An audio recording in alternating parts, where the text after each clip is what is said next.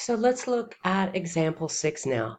A random sample of 12 students from a large university yields a mean GPA of 2.71 with a sample standard deviation of 0.51.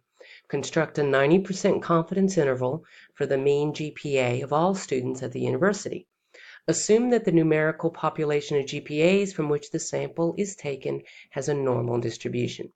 All right, so let's notice again, small sample, just 12 students.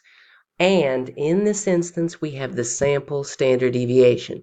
And remember, very important, if we only have the sample standard deviation, then we have to use the t-distribution to get our confidence interval. If we have the population standard deviation, then we can use the z-distribution. So here we have the sample standard deviation. We're going to use t. All right, so 90% confidence. Let's start the same way as we have before. Let me get this off the screen for this example. All right, so we're going to do 1 minus 0.90, our 90% as a decimal. That gives us 0.10. And divide that. Let's now take our 0.10, divide it by 2. That's 0.05. All right, so we're going to look up 0.05, but since we're going to use the t-distribution, we need the degrees of freedom. We have 12 students in our sample. The degrees of freedom are 11.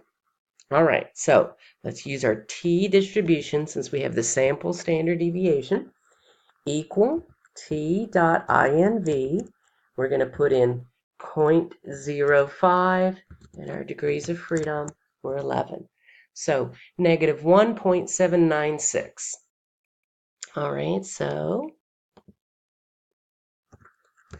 t is negative 1.796 and positive 1.796. All right.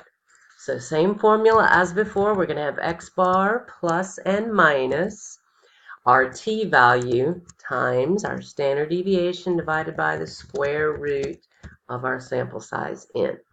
All right, so in our instance, let's go back and find our sample mean and our sample standard deviation. Let's see, our sample mean is 2.71 with a sample standard deviation of 0.51. So 2.71 plus and minus 1.796 times 0.51. And our sample size was 12, so square root of 12. All right, again, I'm going to put in 2.71, and I'm just going to, in my calculator, put that right side in first. 1.796 times 0.51 divided by the square root of 12. So I get 0.264. Again, since my original data is out to 2 decimal places, I'm going to take this data out to 3 decimal, or this answer out to 3 decimal places. Let's now do 2.71 minus 0.264 and 2.71 plus 0.264. All right, so in our calculator, let's first do the minus, and we will get 2.446, and then let's do the plus, and we get 2.974. So our confidence interval is 2.446 to 2.974. All right, so let's now state our results. We are 90% confident.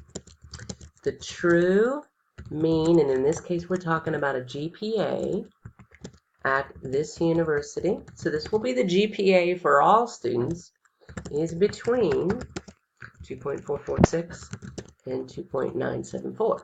Now that may be a pretty wide spread of GPAs because that's really a C average there, between 2.4 and 2.9 is a pretty wide spread when you start talking about GPAs. So, well, how could the university researcher make this so that it's closer to what the true GPA might be rather than this wide spread? Well, he could make his sample size a much larger amount. So a sample size of 12 is really quite small. If he were to make that larger, these numbers would come closer together and be a much narrower interval than what we've got right here.